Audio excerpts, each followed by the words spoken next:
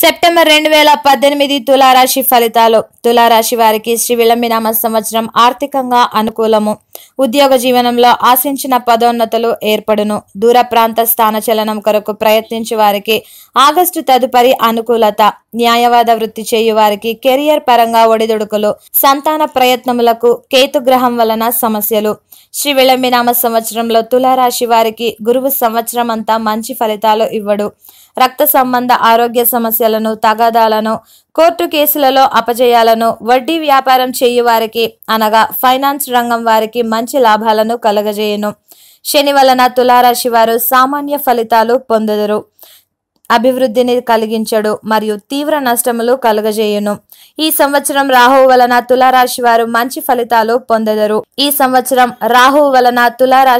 మంచి ఫలితాలను పొందెదరు. కేతువు సంతాన ప్రయత్నములు చేయు వారికి ప్రయత్న భంగములు ఏర్పరచును. ఈ మాసంలో ధన విషయాలు మానసికంగా కొంత ఆందోళన కలిగించును. ఆదాయం కొంత తగ్గును. మానసిక అశాంతి. 6, 7, 8 తేదీలలో మైత్రి సంబంధ వ్యవహారాలకు, ఒప్పందాలకు అనుకూలము. 13, 14 తేదీలు ప్రతికూలము. పనులలో ఆటంకములు. ప్రతిష్టకు నష్టం. తృతీయ వారంలో ధనాదాయం పెరుగును. ప్రయాణాలు కలిసి వచ్చును.